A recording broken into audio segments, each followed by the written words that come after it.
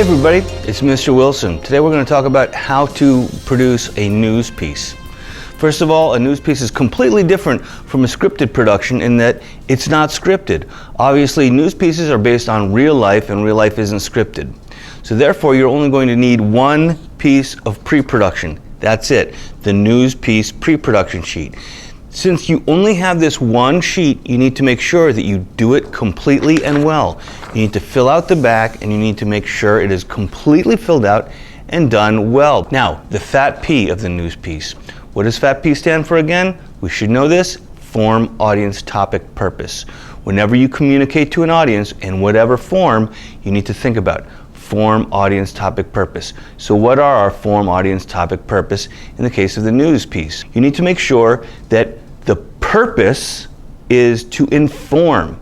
Now with our ad PSAs, the main purpose is to persuade, but the news pieces, the main purpose is to inform. We're not trying to persuade anyone necessarily with our news piece. The secondary purpose, as with the scripted productions with our ad PSAs, is to entertain. So we also need to keep that in mind. Try to make the news pieces entertaining. Now your topic.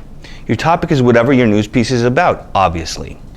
Any interesting, exciting, unusual event happening here at Tacoma Park or in the greater community abroad in Tacoma Park is good for a news piece. So the more realistic your news piece is, the more real life it is. If you think about having a news piece about something outside the school building but within our community, that would be a great idea. For example, the rec center, something happening at the rec center, the Tacoma Park Farmers Market, the Tacoma Park Folk Festival. There are lots of folk festivals and things like that happening in our community. The downtown Silver Spring ice rink opening up for the season would be another. Anything going on in the outside general community would be a great idea also. Now, what's the form or the format? It's a news piece. It's going to be a short video, quite clearly. And as with any good piece of communication, there are going to be three segments: introduction, body, conclusion. Or as you would learn in a Communications 101 class, you're going to tell your audience what you're going to tell them, you're going to tell it to them, and then you're going to tell them what you told them. Your introduction is going to be what we call a stand-up of your reporter with a microphone giving the introduction in a relevant location if possible. It's important that it's a relevant location if you can, instead of just the hallway. If it's about the first day of school, stand in front of the school building. If it's about the Science Expo, stand in front of a sign for the Science Expo.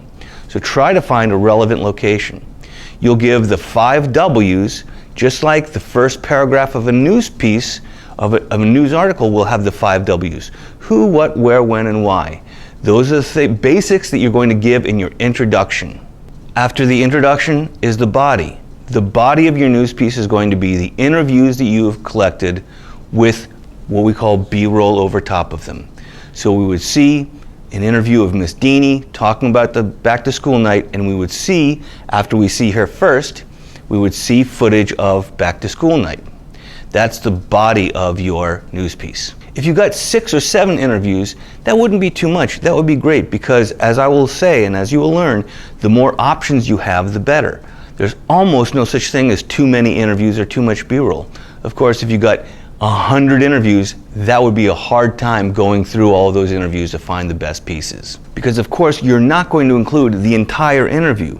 You're going to go through your interviews and pick the best sound bites, which is a term we should be familiar with, to place in your interview. Don't just take an entire piece of interview and throw it down into your news piece. You want to take the little teeny sound bites that are the best pieces. If something's not relevant, don't include it. Again, more choices applies to B-roll. You want to get as many images as possible. When you shoot, you should think especially about insert shots. Not only longer shots of events and medium shots of people at the events, but close-ups, inserts of different items that have to do with the event. Posters, flyers, if there's a stand of something, close-ups of the things that are on the stand, a table set up at an event, close-ups of the things that are on that table.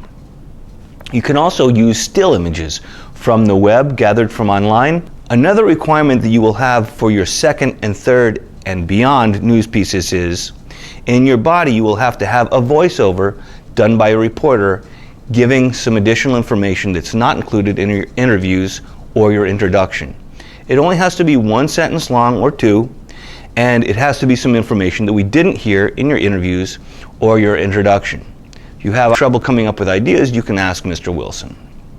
Another requirement will be that you'll have to have a montage in your news piece that is synced to the music, which means you're going to have some extra B-roll for that, because that's going to be not over interviews, not over the voiceover, just a short montage of images over the music. It only needs to be a 4-image montage. It can be longer, and it needs to be synced to the music. The last part of your news piece is, of course, the conclusion.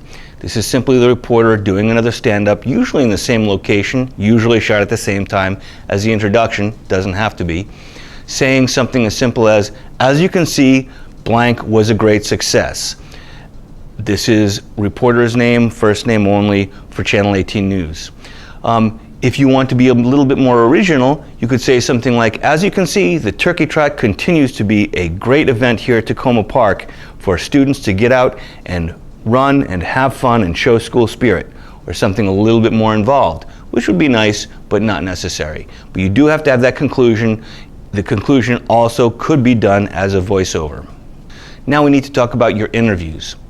First, your interview should almost always be shot as medium close-up profiles, just like we get them in our scripted productions, with good headroom, nose room, seeing both eyes right below the chest.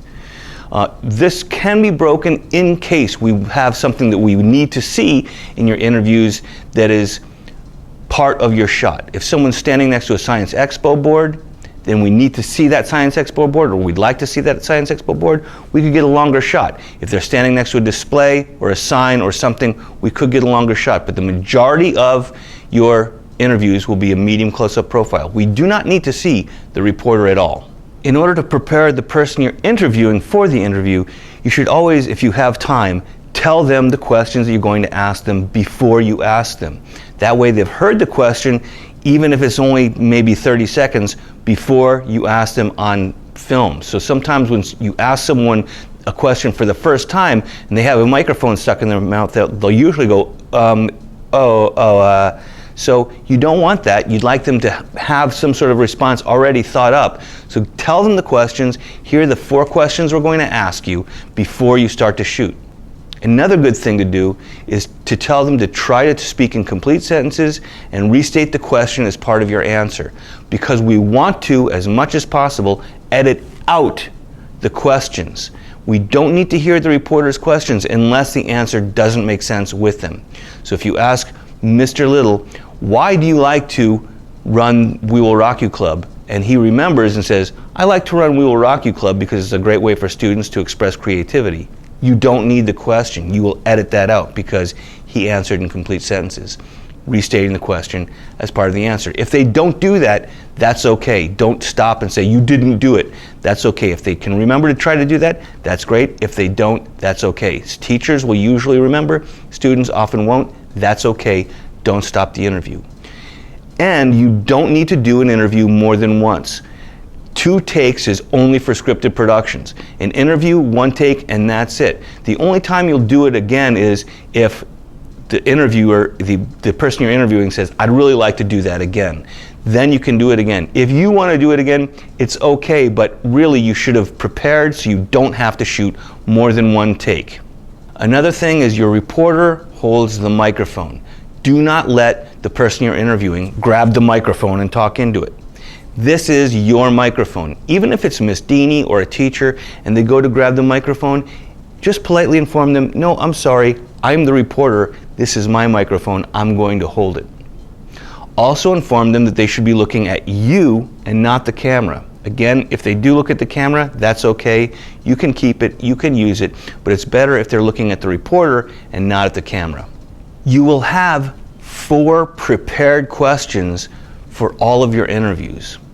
And they should be open-ended questions. In other words, questions that can't be answered by yes or no or a 1-word answer.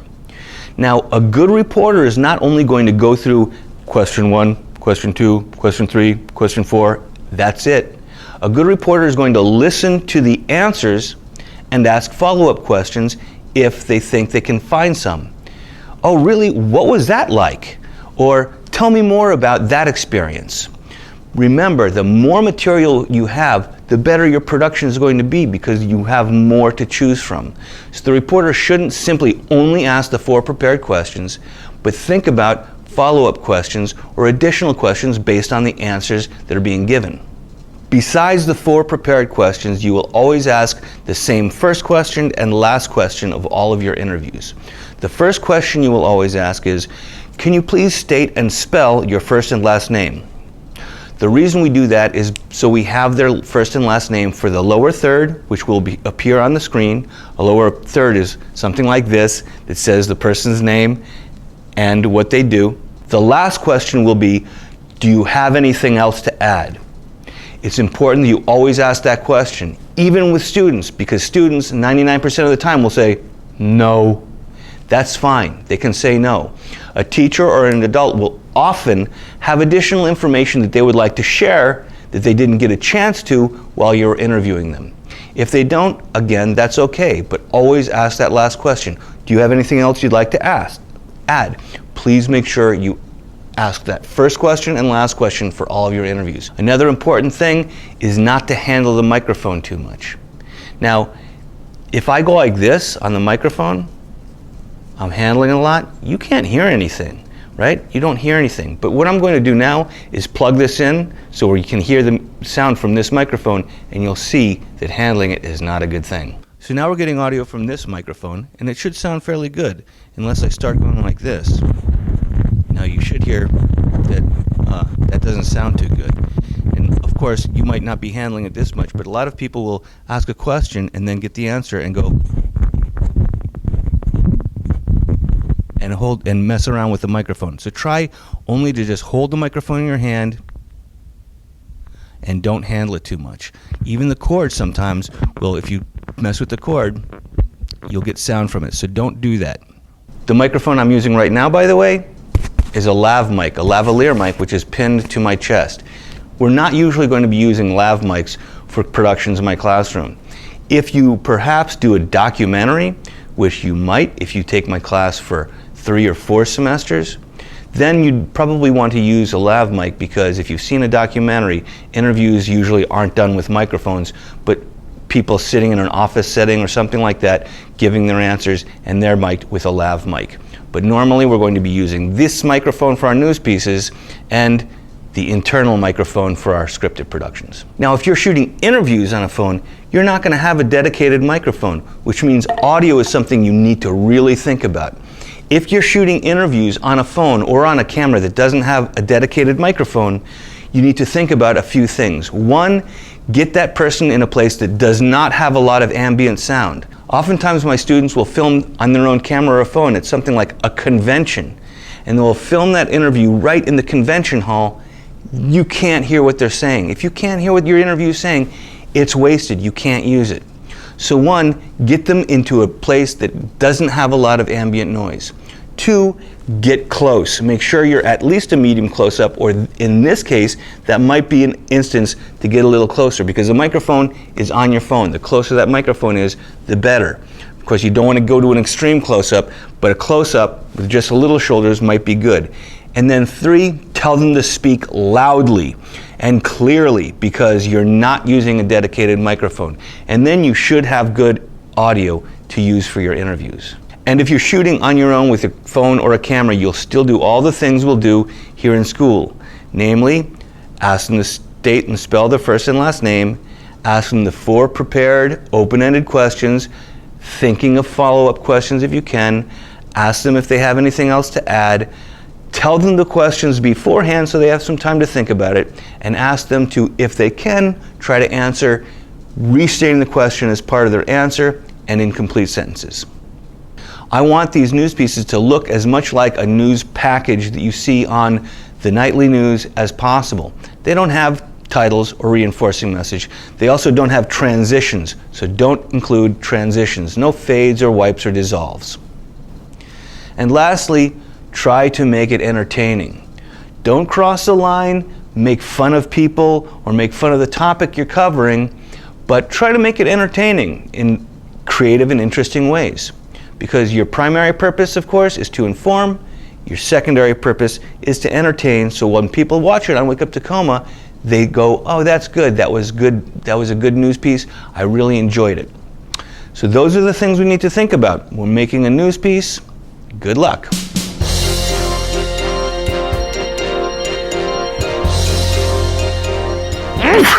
Goosh.